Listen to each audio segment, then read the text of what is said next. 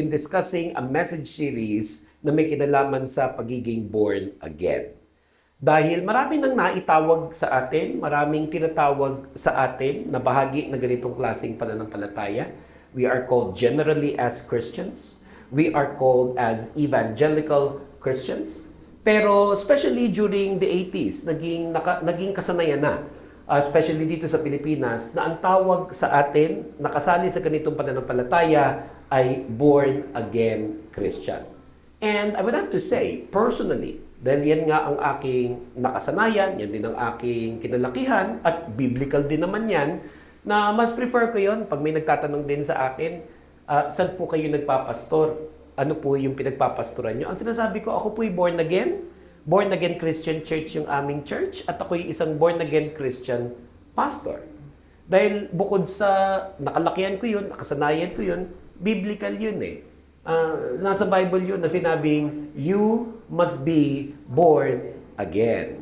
Na kahit pa nga, hindi naman yun inutos, no, na dapat may itawag pang ganon. Pero tayo ay born again. And when we have become born again, many positive changes occur in our lives. Napakaraming mga nagiging magagandang pagbabago na nangyayari sa ating buhay. Ang ilan sa inyo ay makakapagpatotoo dyan. Nung kayo nakakilala kay Jesus Christ bilang Lord and Savior, na nung kayo ay na-born again, naramdaman nyo, naranasan nyo, nakita nyo at nakita pa ng iba yung maraming magandang pagbabago sa ating buhay.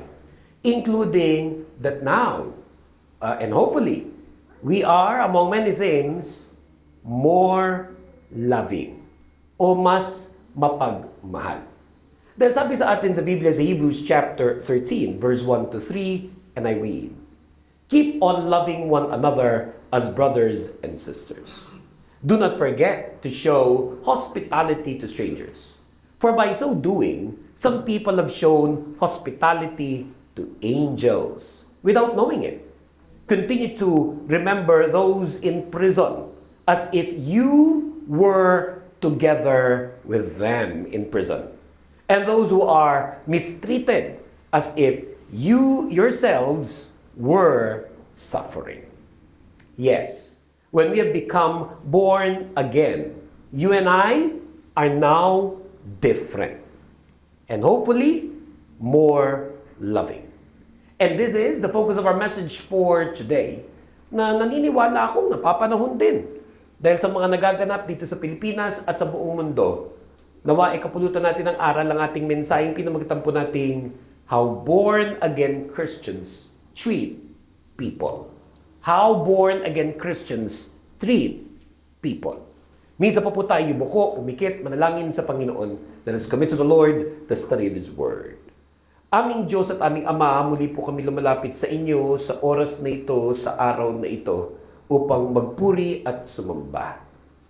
At sa pakikinig po namin ng inyong mga salita, dalangin po namin na gamitin niyo po ang inyong lingkod bilang inyong mouthpiece, bilang inyong instrument and channel of blessing. At nawa, lahat ng lalabas sa bibig ko, yung galing lamang sa inyo. Isang tamang pag-e-explain mula sa Biblia ng inyong mga salita. Pero kami lumalapit din upang isuko sa inyo ang lahat ng aming mga iniisip, iniintindi, dinadala mga problema sa buhay, na kahit pa nga sa pagpunta namin dito, sa pag-worship namin, na naiisip pa rin namin silang lahat. Ayaw po namin na magkaroon ng hindrance para kami ay makapag-focus sa salita ng Diyos. And so we surrender all of these thoughts to you. And we welcome your Holy Spirit in our lives, that you would move mightily and powerfully in our midst. As we pray all of this and dedicate to you this time of listening to your word, we pray in the name of the Father, the Son, and the Holy Spirit. In Jesus' mighty name, this is our prayer, and all God's people say, Amen.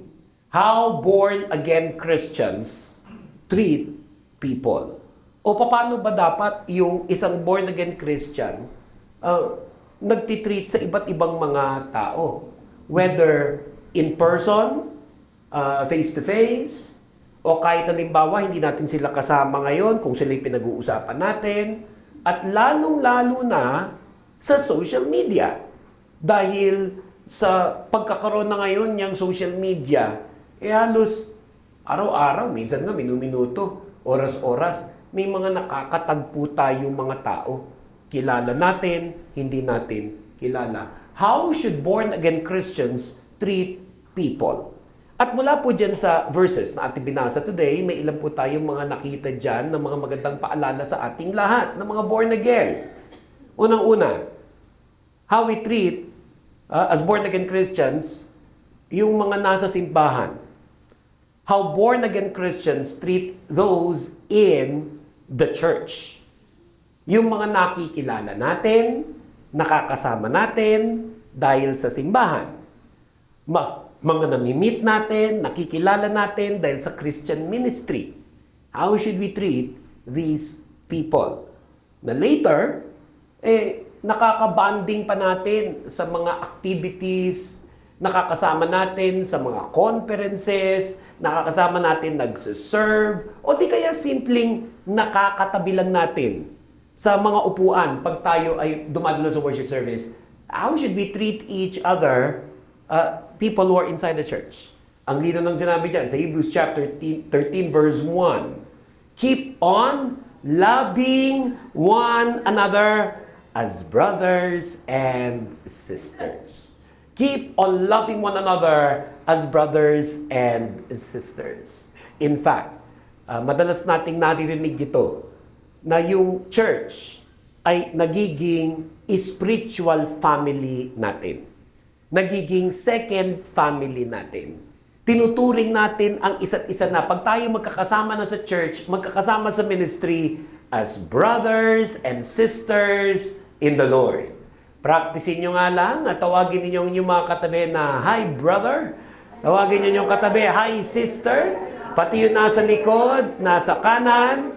Diba? Pag lalaki, tawagin yung brother. Pag babae, tawagin yung sister. Kapatid sa Panginoon. Diba? O kaya sa Tagalog, ano? Ang tawagan natin, kapatid. Kahit ako, pag may nagchat-chat sa akin ng mga members ng ating church, lalo na kung either mas matanda ako o kaidaran ko lang, sinatawag ko na, kapatid. Mga nasa church natin, nasa ministry natin, nasa online ministry natin, pag nag-message na sa akin, kapatid, no? Brother, sister. And to us, later on, as we attend church, as we become part of a Christian ministry, nakikita mo nga, nararamdaman mo nga, ay, family ko na sila. Family na kami. We are brothers and sisters. At ang sabi dyan sa Hebrews chapter 13 verse 1, paano daw natin dapat sila i-treat? Paano daw dapat natin i-treat ang bawat isa? Diba? Loving one another. Meron pang mas mahaba-habang verse concerning this. Actually, marami yan. Ano? Pero ito isa sa mga mahaba-haba na ang ganda-ganda nung sinabi. Sa 1 John chapter 4, verse 7 to 11.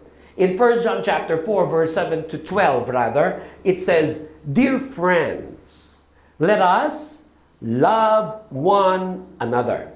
For love comes from God. Everyone who loves has been born of God and knows God. Whoever does not love does not know God, because God is love. This is how God showed His love among us. He sent His one and only Son into the world, that we might live through Him. This is love. Not that we loved God, but that He loved us and sent His Son as an atoning sacrifice for our sins. Dear friends, sabi sa verse 11, since God so loved us, we also ought to love one another. And in verse 12, it says, no one has ever seen God, but if we love one another, God lives in us, and His love is made complete in us. Ang ganda. Palakpakan natin ang Panginoon. Palakpakan natin ang Panginoon. Ang ganda nung pagkasabi. Diba? Bakit nga daw natin gagawin yon yung loving one another? Kasi yung love na pinag-uusapan na yon, galing yon sa Diyos mismo. Kaya nakakaya natin na mas maging loving. If ever, this is the objective of this message for today. Na ang bawat isa sa atin, kung loving na, mas maging loving pa. At lalo na kung hindi pa loving, maging loving na. Kasi ganun daw ang tunay na born again. Dahil again, ang sabi dyan sa verse 7 and onwards, "Dear friends, let us love one another, for love comes from God. Everyone who loves has been born of God and knows God." Yun yung pinag-uusapan natin How born-again Christians treat people. Kaya kung tunay na born again, mapagmahal yan. Kaya I will highly question kung tunay na born again, yun nagsasabi na born again siya, kung hindi siya, mapagmahal. I will really question, born again kaya yan? Born again na kaya yan? Dahil kung tunay na born again, mapagmahal. At kung pinakikinggan mo tong message na to, at mapagmahal ka na rin, ang pagtanggap mo dito sa message na to paano nga ba ako mas lalo pang maging mapagmahal? Ngayon, pinag-uusapan natin yung mga nandoon sa church, But probably in another message, we'll discuss yung ibang mga relasyon natin, tulad halimbawa sa pamilya, tulad halimbawa sa asawa, sa anak, sa magulang, at iba pang mga malalapit sa atin. But nonetheless, lalo na kung katabi niyo naman ang asawa ninyo, katabi niyo ang anak ninyo, somebody really close to you, pakisabi mo sa kanya, sana mas mahalin mo pa ako. Yan, sabihin mo sa kanya. Kung katabi mo ang asawa mo, kapatid mo, o kaibigan mo, sige nga, sabihin mo sa kanya, sana mas mahalin mo pa ako. Diba? Kasi nga, kung born again, kung mapagmahal ka na, tinatanggap mo itong message na to, at ang nagiging challenge sa'yo, paano pa nga ako mas magiging mapagmahal? Dahil sabi sa verse 8, "Whoever does not love does not know God, because God is love."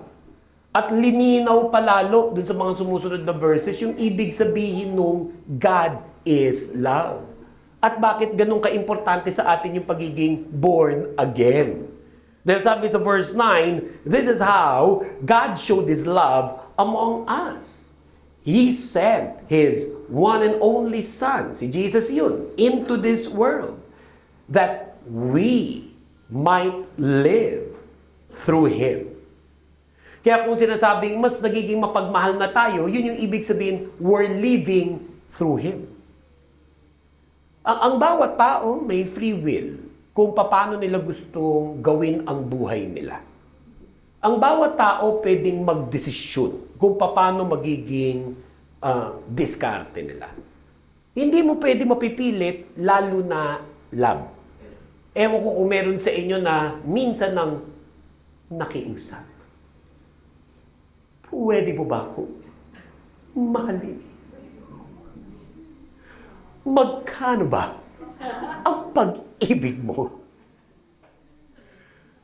At sa totoo lang, walang nag-succeed dun.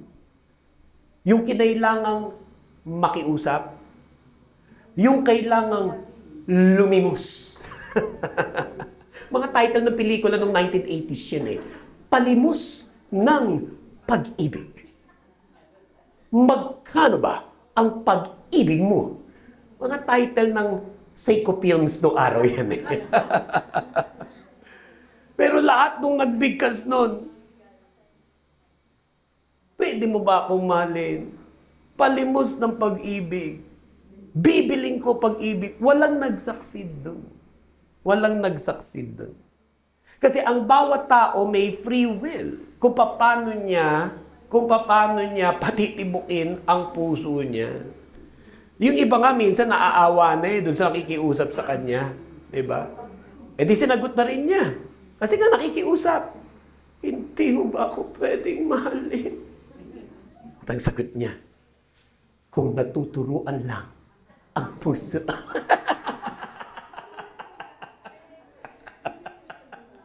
Kung natuturuan lang ang puso.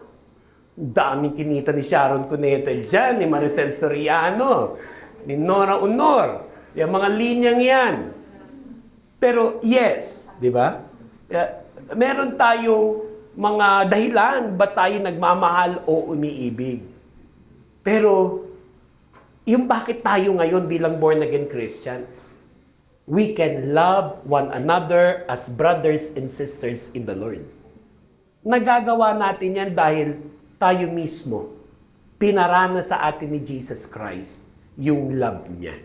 Pinarana sa atin ng Diyos yung love niya. Binigay niya ang kanyang one and only Son bilang atoning sacrifice for our sins. Na dapat tayo na makasalanan, pupunta sa impyerno. Na dapat tayo mga makasalanan habang nabubuhay dito sa lupa, malayo tayo sa Diyos. Pero dahil sa dakilang pagmamahal, pag-ibig ng Diyos, binigay niya si Jesus Christ. Namatay siya sa krus para sa atin.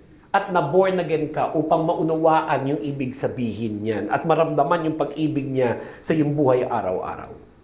It's quite a reminder to all of us. Dear friends, since God so loved us, we also ought to love one another. Yun na ngayon yung basis natin. Bakit? Sa church, mahal mo na to as your brother and sister. Mahal mo na siya as your brother and sister. Kahit pa nga yung unlovable.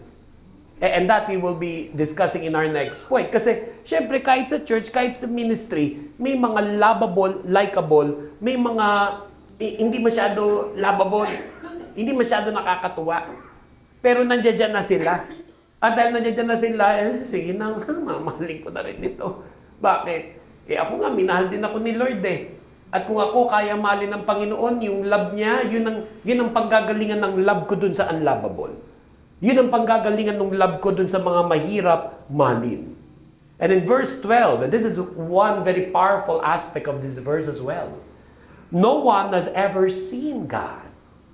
But if we love one another, God lives in us.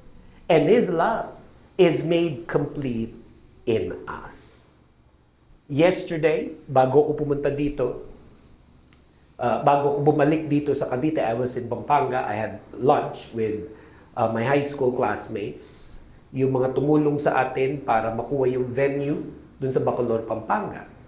And while we were having lunch, pinakita niya sa akin yung chat sa kanya ng mga estudyante niya kasi yung isang high school classmate ko, fiscal siya dun sa Pampanga at law professor dun sa university na venue natin.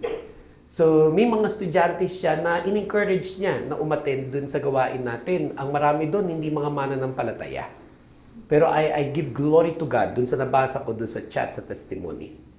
Na-bless dun sa buong dun sa buong gawain, from start to finish.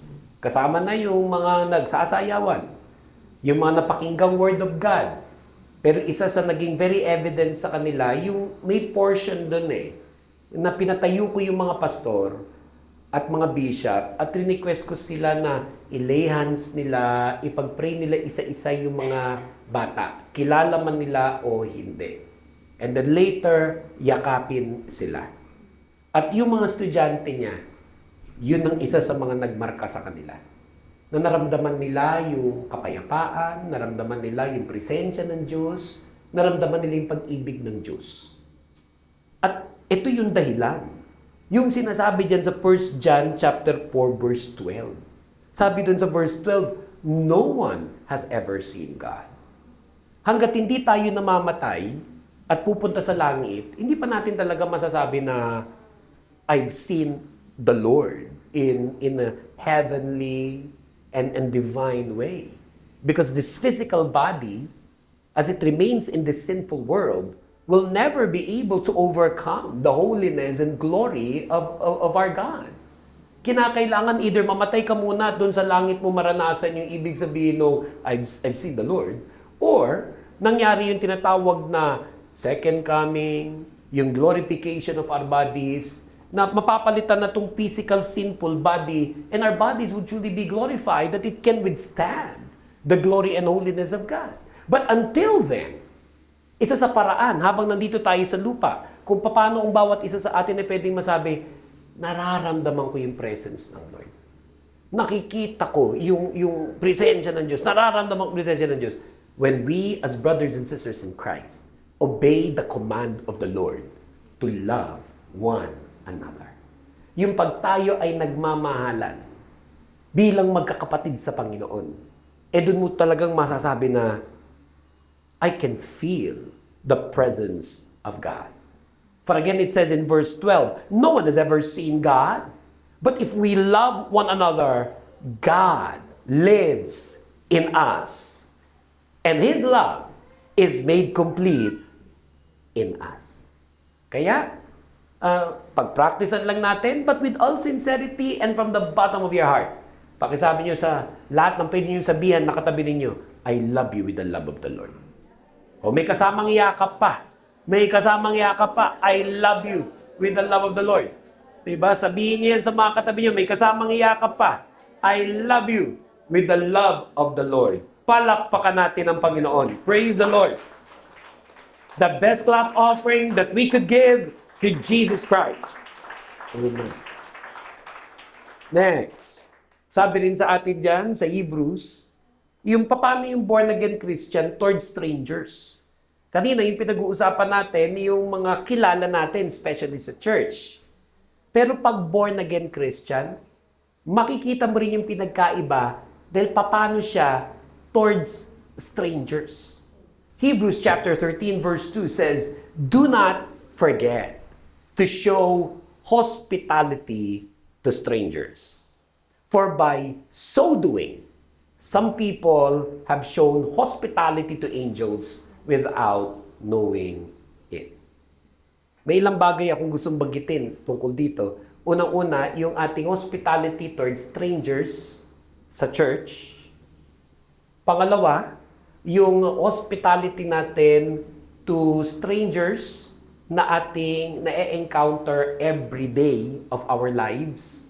Let's say, nagko-commute ka sa sasakyan, sa tren, o kung saan man, o sa eroplano, o namimito dahil sa trabaho, at yung hospitality natin to strangers sa social media. Yung tatlong yun. But before that, of course, yung context din nito, kailangan din natin maunawaan at yung context din natin sa panahon na to. Pag pinag-usapan natin yung hospitality to strangers, I'd like to also mention very early on, hindi ang ibig sabihin nito, magpapasok kayo ng papasok ng stranger sa bahay nyo, dahil hindi yan applicable sa konteksto ng ating bansa. Diba? Kasi pwedeng magnanakaw na yung pinapapasok mo. Diba? So hindi yon. Huwag kayo, in fact, I would even tell you, huwag kayo basta-basta na nagpapapasok ng mga tao sa bahay ninyo. At isa pang huwag nyo rin gagawin, baka hindi nyo napapansin, huwag nyo rin i-post sa social media ang lokasyon at address ng mga bahay ninyo. Minsan yung iba, minsan kahit halimbawa, proud sa anak, graduate, na pati yung ID, pinost kasama address, huwag nyo ipopost yun. Hindi safe yan. Hindi yun yung application ng hospitality to strangers. No? Huwag basta-basta magpapapasok ng kung sino-sino sa inyong mga bahay. That being said, so una muna, yung sinasabi ditong hospitality to strangers as we apply that in the context of the church. Kaya isa sa importanteng ministry is the hospitality ministry or the ushering ministry. Na very aware yung church na meron tayo dapat nun. And bukod sa ito ay para sa lahat, including the members of the church, pero we are extra sensitive and conscious sa mga bisita. Whether first time na umattend sa church o hindi madalas pumupunta sa church. Tulad halimbawa, kung kayo tumanggap ng bisita sa inyong mga bahay, hindi ba't kung nag-decide kayo, i-welcome ito sa bahay niyo? Kasi nga, mahigpit ka At pinapapasok mo lang sa bahay mo yung mga VIP or very important people. Hindi ba ano ginagawa natin? Naglilinis tayo ng bahay. Siguro kung araw-araw marami bahay mo, pero nung araw na yun, malinis siya. Lalo na yung salas at yung toilet, naghahanda ka pa ng pagkain. Tapos you always probably prepare all of the best para ma-enjoy nung bisita mo. Ganon din in the church. Kung meron tayong mga bisita, no, everybody's free and welcome to sit anywhere. Pero inisip natin lagi, teka, may bisita, may first-timer. Ako na mag-a-adjust, ibibigay ko yung best seat dun sa kapatiran kasi bisita natin siya eh. Diba?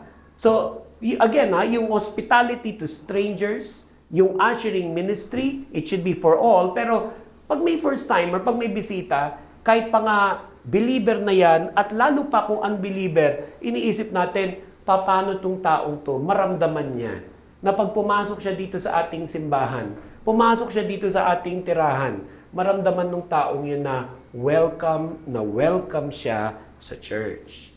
At bukod dun sa pag-aabot ng silya, kasama na rin dun yung pagngiti natin sa lahat ng tao. Pinagpipray mo yun. Kung bago ka pupunta sa church, nakasibangot ka na. Lord, paano bang ma-adjust itong mukha ko? Na pagdating dun sa pintuan, medyo totoong ngiti ang lalabas. Hindi peking ngiti, kundi totoong ngiti. Kasi pwede rin naman, at marami nga, ba't tuwing Sunday, meron magiging dahilan para mapasibangot ka. Whether sa ginawa ng asawa mo, o kasama mo sa bahay, o yung uli mong sinakyan.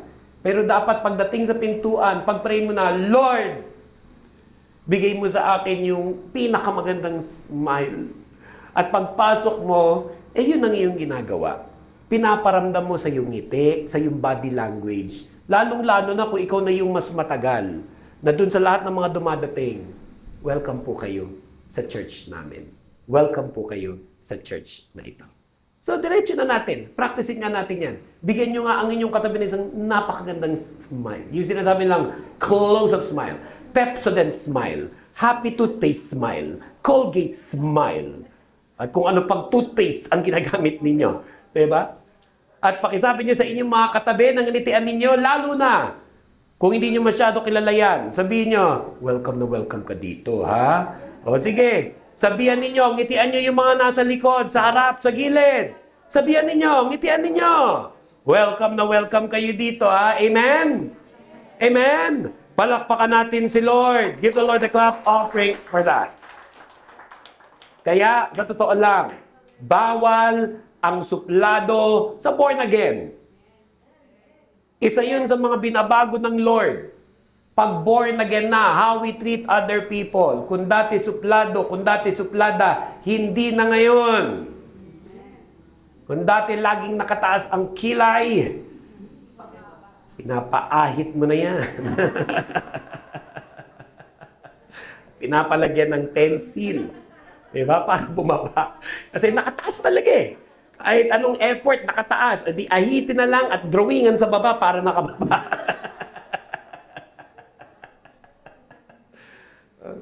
Pero, yes, isa yan sa binabago sa born-again Christian. Kasi bakit ba nagiging masayahin? Bakit ba nagsasmile? Hindi napipeki din yun eh.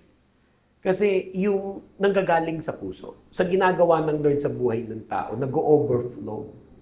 Kaya you could see it in the smile. You can see it in the glow of the face. You can see it in the eyes. Yung tao na masaya at nasa Panginoon, kahit pa nga may pinagdadaanan yan. Sabi nga ng isang napakagandang kanta, marami mang problema sa buhay.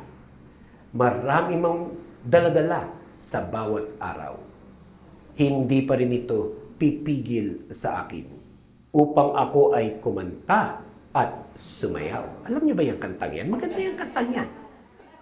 Sapagkat ikaw pa rin ang dahilan kung bakit ako aawit at sasayaw at sabay-sabay tayo.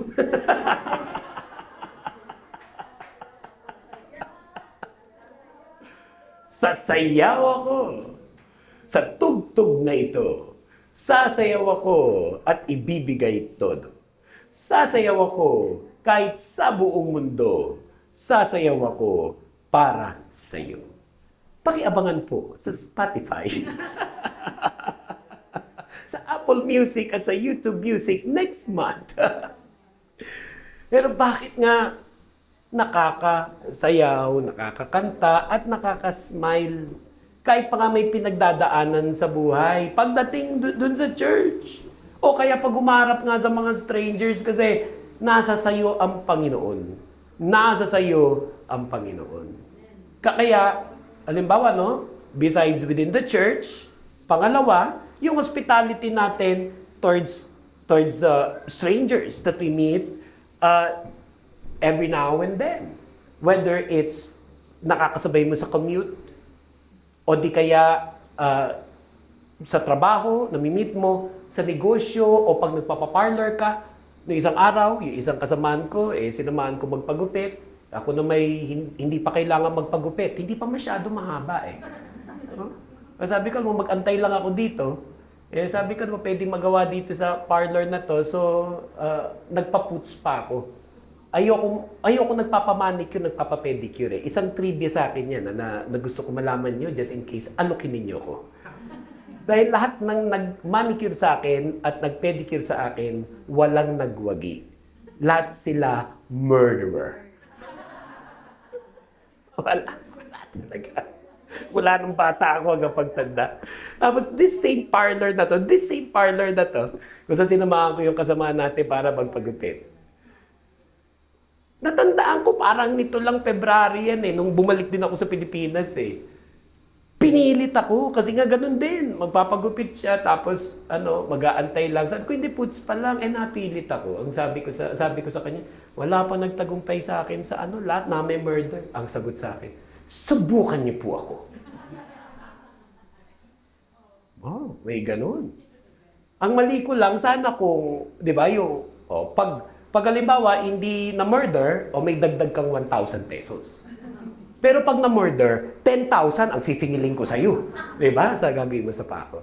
Pero sabi niya subukan niyo po ako. Sabihin niyo sa inyong katabihan, subukan mo ako. Diba? Sabihin niyo sa katabihan, subukan mo ako. Dahil baka in the midst of us, ay mga ekspertong mga doktor ng kuko. Alam niyo ba yung pagtanggal ng ingrown? Hindi lang simple yan, Sa totoo lang, hindi simple yan. Bukod sa it takes a unique kind of skill, I would even consider it as an art and as a science. Na siguro dapat, papasukin ng 4 na taon sa kolehiyo ang mga magpe-pedicure. Dito na. Yung nagsabi sa akin, subukan niyo po ako. Ay, mamaya. Dumudugo niya.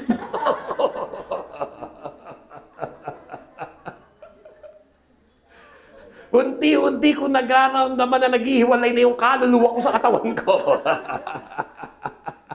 Ewan ko kung naramdaman nyo na yun. Yung habang may sa kasalukuyan nagme-murder ng kuko mo sa paa, hindi ka makaaray. At ang buong kaluluwa may pumipiglas. Hinihila mo lang siya pabalik at sinasabing, hindi mo pa panahon. May gagawin pa ang Diyos sa buhay mo sa lupa. At nung natapos ang lahat, hindi na mapinta nung gumagawa nung pako kasi nangako siya Ano sabi niya sa akin? Subukan mo ako. At yun ngayon, nagkasubukan kami. Hindi na ako makapagsalita. Gusto ko magsalita ng hindi maganda. Pero parang kinabukasan yata ay magpipreach din ako.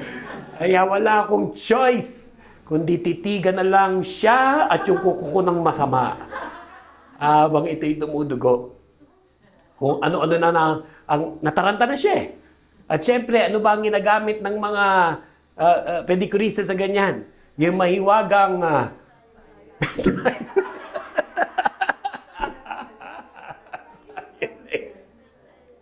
yung paniwalang-paniwala talaga sila na pag linagyan mo yun ng gano'n, ayan po, okay na.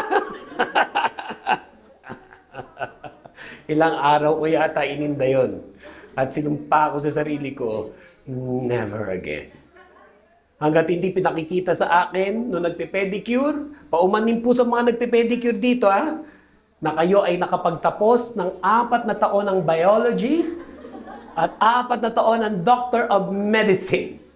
Hindi ako papayag kahit kailan na may gagalaw ng aking hinlalaki.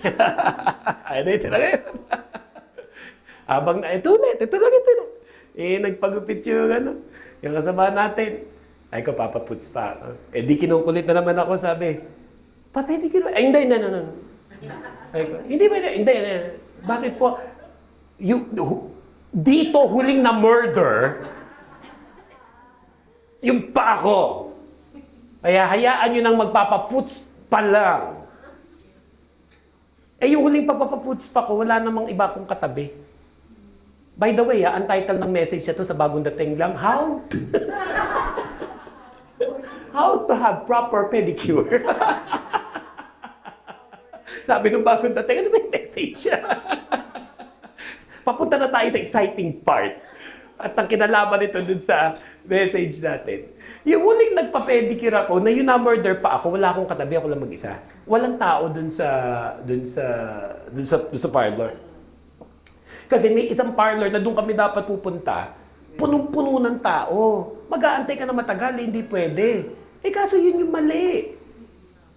Huwag ka pupunta doon sa parlor na walang lamang. Kasi malamang sa malamang, murder ang paa mo doon. Pati yung buhok, yung napagupit din, may reklamo din siya doon sa upit sa kanya. Pero yung ang unang pupunta ako na murder yung pa, wala akong kasama. Eto this time, hindi, dami namin, kakatabi kami, as in dikit-dikit kami. Tapos may katabi akong isang lalaki na matipuno. Tad ng taturin ng katawan. Pero nung nakita ko yung paa niya, magang-maga. Grabe yung pagkamaga. Hindi ko lang sure na kung yung naka-murder nung paa ko, hindi yung may hawak sa kanya. Feeling ko yun. Habang magkatabi kaming ganyan. Tapang-tapangan pa siya kaso, ano daw talaga, para maalis yung actually, nung bago tanggalin yung magana may nanana. Pero ito yung connection sa message, di ba? Kasi sabi nga sa atin dito sa Hebrews 13 verse 2, do not forget to show hospitality to strangers. Stranger yun Angel yun Sabi ko sa kanya, iniisip ko baka makatulong Pa-doktor mo na yun. Pag ganyan na, huwag mo mamaliitin yan, pa-doktor mo na yun. Ganun po ba? Sabi niya, OFW pala, taga-Australia. Ayun, nakapag-conversation na kami. Ano ko, sa Sydney ba? Mahal kasi yan, kaya dito mo gawin sa Pilipinas yan. Pero eto na. Alam mo, kung pwedeng yakapin niya ako, yayakapin niya ako Pero dahil, hindi naman kami ganun magkakilala, pinaramdam ko sa kanyang, kaya mo yan. Sabi ko, kaya mo yan. Kasi kahit hindi kami magkakilala, nararamdaman ko yung pinagdadaanan niya. I tell you, nung habang ginagano, umaangat din yung, nakikita ko yung kaluluwa niya rin, umihiwa. Baga sa loob-loob ko, pinagdaanan ko rin, umihiwa yung kaluluwa niya. Habang ako'y nando doon, a stranger to a stranger, hindi niya alam, pinagpipray ko siya, Lord, nawa matagumpayan niya at ni ate yung operasyon. At nung finally natanggal yung ingrown, pareho kami, pinaramdam ko doon sa stranger na hindi ka nag-iisa sa pinagdadaanan mo. And really, it may sound funny, but that is how born-again Christians should treat people, even strangers. That is how born-again Christians, and that is the focus of this message. Hindi po title ng message dito paano ang tamang pagpa-pedicure. Kahit stranger pa. Pero iniisip mo yung moment na pinagtagpo kayo ni Lord. Marahil pagkakataon para makasingit ka. Makapag-share ka ng gospel. Mapag-pray mo siya. O kahit pa nga hindi umabot sa ganun, yung makapagpakita ka man lang ng kindness. And that does not apply only to face-to-face meet-ups with strangers. Dahil pangatlo, isama na natin pati yung when you meet people online. Dahil yun na nga ang mas madalas ngayon, lalo na kung mga aktibo kayo sa social media, sa Facebook, sa TikTok, sa Instagram at kung sa iba pa. Huwag niyong kakalimutan na born again kayo ngayon, born again din kayo kahit sa social media platforms ninyo. Kaya kung paano kayo nakikitungo sa mga strangers on social media, paano kayo nakikipagsagutan dun sa comment section sa social media, dapat mag-reflect yung pagiging born again. Dahil ito and you may not know this, or you may not have heard of this, but I want you to know this and hear this. Hebrews 1:14. Are not all angels ministering spirits sent to serve those who will inherit salvation? Kasi sabi dun sa nauna natin binasa, balikan natin yun yung Hebrews 13 verse 2. Do not forget to show hospitality to strangers, for by so doing, some people have shown hospitality to angels without knowing it. May mga panahon daw na baka yun na-encounter mong stranger, hindi lang basta kung sino yun. Angel pala yun. Tapos ano pa sabi doon? At kung angel yun, gano'ng ka-importante ba ang angels sa atin? They're actually important. Dahil sa Hebrews chapter 1 verse 14, are not all angels ministering spirits sent to serve those who will inherit salvation? Yung pinakikitaan mo rin pala ng kindness, pinadala ng Lord para sa iyong buhay. And what do angels do for believers? They protect us, they do the bidding of the Lord, they accomplish the purpose of God in your life. Meron siyang assignment na binibigay ng Lord para matulungan ka sa gagawin mo sa iyong buhay. Kaya kahit hindi mo kilala, na-encounter mo lang siya, o even through social media, treat people well. Treat people and always remember, born-again Christian ka na. Kaya kahit stranger pa yan, pakikitaan ko ito na maganda. And our last point for today. Yung born-again Christian, importante ito, how we treat those who are suffering. Pwede kasing maganda nangyayari sa buhay mo ngayon. Praise the Lord. Maaring may maganda kang pamilya. Praise the Lord. Maaring may maganda kang church. Praise the Lord.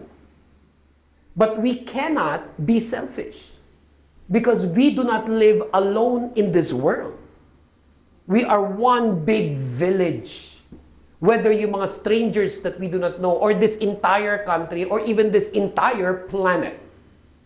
And that is why it is important for us to remember those who are suffering. Dahil sabi pa rin dyan sa Hebrews 13 verse 3, continue to remember those in prison, as if you were together with them in prison. And those who are mistreated, as if you yourselves were suffering. Ganun daw tayo dapat bilang mga born-again Christian. Praise the Lord kung maganda nangyayari sa buhay mo ngayon. Your one foot is on that plane and is on that experience. But your other foot, nandun sa plane at experience nung mga nagsasuffer. Iniisip mo lagi. Kaya, paano ka mag-isip, paano ka sa buhay, nagagabayan ka with this understanding na kung marami kang blessing sa buhay ngayon, kaya grateful ka sa Diyos. Kaya nagpapasalamat ka sa Panginoon, lalo na kung alam mo hindi ka deserving of all of these beautiful things. At kahit may mga hindi magandang nangyayari sa iyong buhay, napipigilan ka mag-complain na mag-complain. Kasi you know that even now, sa kaprasong nararanasan mong pagsubok, there are people who are just really suffering immensely in the world. Kaya nga kahit nung araw, yung mga batang nag-aaral sa mga mayayamang eskwelahan sa Pilipinas, especially in Metro Manila. Dahil aware yung mga schools na ito, na yung mga nag-aaral sa kanila, mga ipinanganak sa mayayamang pamilya. Kaya hindi sila pinapag-graduate, nang hindi sila nakakaranas ng tinatawag na immersion. Na kadalasan ay pagpunta sa mga squatters area, feeding people in the orphanage, or sa mga kulungan, sa correctional sa women. Dahil sobra silang naging sheltered sa bahay. Tapos pati yung eskwelahan nila, ang environment nila, mga kasama nila, yung mga mayayaman din. So pwede silang maging totally insensitive to the true reality of the world and the country where they live in. Kaya yung mga magulang nila at pati yung eskwela nila, ayaw na maging ganun sila, yung hindi exposed sa katotohanan ng buhay. Pinai-immerse sila. And even churches would later include sa training nila sa mga kabataan yung mga mission exposure trips. I myself, when I was very, very young, would be sent by my family and my church sa iba't ibang mga squatters area, sa iba't ibang mga tribo, sa iba't ibang parte ng Pilipinas. At naging napakalaking tulong yun para sa akin. Ma-develop yung aking character, ma-develop yung aking understanding that there are people in this world that are truly suffering. Kaya sabi sa Hebrews 13 verse 3, kung born again ka, iniisip mo yung mga yun. Kung born again ka, iniisip mo yung mga ginagawa mo sa buhay dahil alam mo somewhere out there, people are suffering. May mga, remember there was a time na pag ang bata, kayo, nung bata pa kayo, hindi nyo maubos yung pagkain ninyo, ang sasabihin ng yung magulang, ubusin mo yan, maraming nagugutom sa China. At yung generasyon natin, ang isasagot, opo, uubusin ko po. Kasi yung bago henerasyon, pag sinabihan mo na, ubusin mo yan, maraming nagugutom sa China. Pag kinain ko po ba ito, mabubusog po ba sila? Or whatever variation of that answer. Which tells you of the disconnect to suffering of people, to the sufferings of people. Again, in Hebrews 13 verse 3, continue to remember those in prison as if you were together with them in prison. And those who are mistreated as if you yourselves were suffering. Ito, and this is where we're going to close in this reading. In Matthew 25 verse 31 to 40, we'll be reading the first half of this very interesting account. Matthew 25, 31 to 40, when the Son of Man comes in His glory, and all the angels with Him, He will sit on His glorious throne. All the nations will be gathered before Him, and He will separate the people one from another, as a shepherd separates the sheep from the goats. He will put the sheep on His right, and the goats on His left. Then the King will say to those on His right, come, you who are blessed by my Father, take your inheritance, the kingdom prepared for you since the creation of the world. For I was hungry, and you gave me something to eat. I was thirsty, and you gave me something to drink. I was a stranger, and you invited me in. I needed clothes, and you clothed me. I was sick, and you looked after me. I was in prison, and you came to visit me. Then the righteous will answer him, Lord, when did we see you hungry and feed you, or thirsty and give you something to drink? When did we see you a stranger and invite you in, or needing clothes and clothe you? When did we see you sick or in prison and go to visit you? The king will reply, truly I tell you, whatever you did for one of the least of these brothers and sisters of mine, you did for me. Amen. Yung nauna, sabi, tungkol lang muna sa strangers, di ba? Sabi, pag kayo, may nami-meet kayo, hindi nyo kilala, treat them well. Kasi malay mo, angel pala yun. Ito, mas matindi. Sabi niya, yung lahat ng gagawin mo sa mga kapuspalad, ginagawa mo ng tama, ginagawa mo para sa kanila, ginagawa mo para sa akin. At doon mo raw nakikita yung tunay na born again. Yun yung on the right. Yun yung sheep. Darating daw ang araw na magkakaalaman. Sino yung tunay? Sino yung totoong born again? At yung tunay at totoo will be placed on the right. Yun yung sheep. And the second half of this reading, yung opposite niyan, sabi niya, dahil hindi mo ito, kayo yung goats, you are here on the left. Yan yung hindi tunay na born again. Pag tunay na born again, he will treat people well. Na dahil pa sa maraming posibleng dahilan, even today we're reminded in Matthew 25, 31 to 40, na pag may ginagawa ka, lalo na para sa kapuspalad, ginagawa mo ng tama, sincere, hindi para ipagyabang, ipagmalaki, mapanood ng kung sino-sino, pero ginagawa mo for the Lord knows it. The Lord knows it. At doon mo makikita at tunay na mararamdaman, ito na yung pinag-uusapan namin ni Pastor. Ito yung born again. And that is how born again Christians treat even those who are suffering, yung mga kapuspalad, yung mga sinasabing mga nasa laylayan ng lipunan. I remember when we went to this activity and sobrang daming inabot sa aming pagkain. Pero pagkatapos nun, ayoko naman nawi-waste ang pagkain. Sabi ko, take away na lang yan. But we had to go to Marikina to do something. So it was a long trip. So ang dami-daming pagkain. I remember nung napatigil kami saglit, yung kasamaan ko, si Kuya Oden, na isa yan sa ano niya, mga traits niya. Ang iniisip niya lagi, hindi lang para ma-dispose yung pagkain, kundi yung mga kapuspalad na nakikita niya. Kaya kung saan kami mapapirme, ako may iniisip ako may gagawin, may mga asikasuin eh. Pero siya ang hinahanap niya, nasan yung mga pwede niyang pagbigyan? Nung pagkain ng mga yun. Hindi mo niya maabutan ng pera, maabutan mo ng pagkain.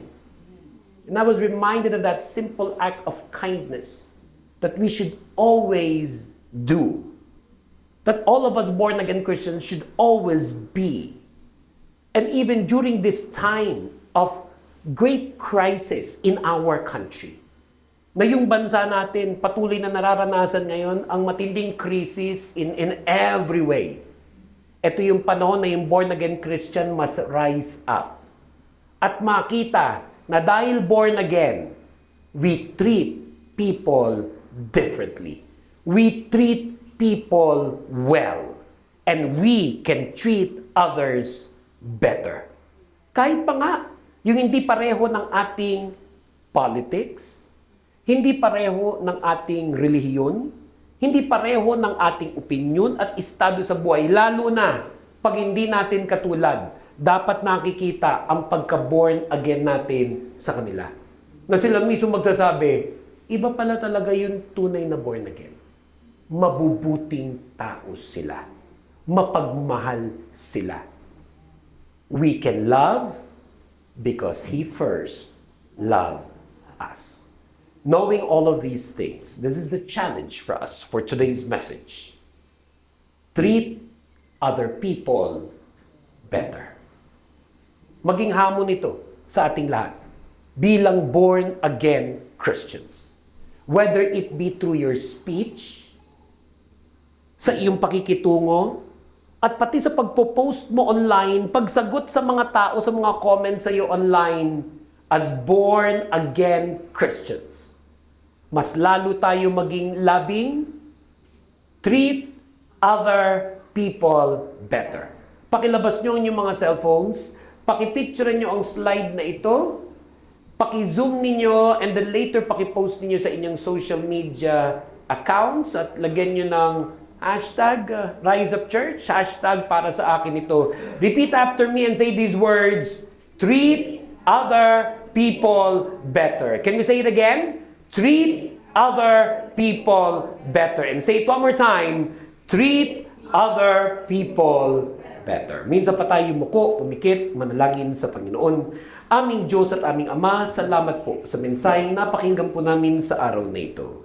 Na nagpaalala po sa amin na pag kami ay born again Christian na, malaki na ang pinagkaiba sa kung sino kami.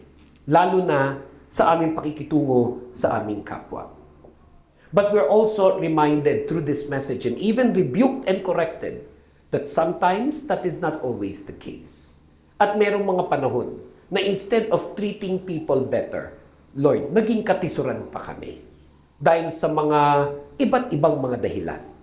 But we receive the message of the Lord today in all humility.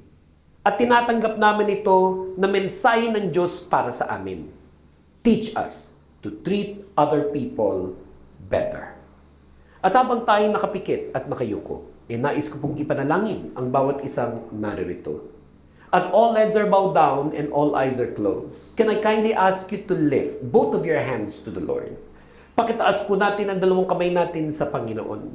Na sa pagtaas natin ang ating mga kamay sa Kanya, isuko po natin sa Lord ang ating mga personal prayer requests, ang ating mga hinihiling sa Diyos, pati na ang ating mga kabigatan at mga problema sa buhay. Kindly lift those hands to the Lord as we pray. Father in heaven, you see the hands of your people raised. At habang nakataas, Panginoon, ang kamay ng inyong mga anak, kilala niyo, Panginoon, ang bawat isa po sa mga naririto. Ang kanya-kanya po namin mga pinagdadaanan, trials, testings, and challenges in life. Ang kanya-kanya po namin mga problema, pagsubok, all the things that we are going through.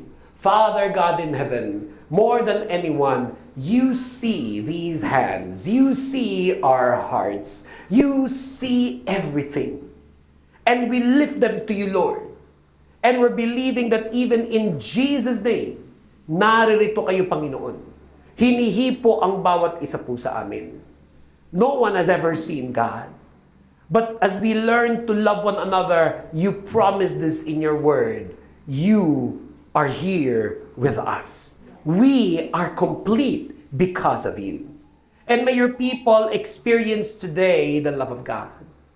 Na even as we lift our hands to you, Lord, nawa ang bawat isang naririto, maramdaman ang pagyakap ng Diyos sa kanilang buhay. For even as we will sing this song, Ikaw Lang unto you, Lord, may it be that everyone in this room will be able to truly feel and experience the love of God. At maaring ito'y aming maitaas sa iyo, yung amin din pagmamahal sa inyo, Panginoon. Dahil kayo ay tunay na dakila at karapat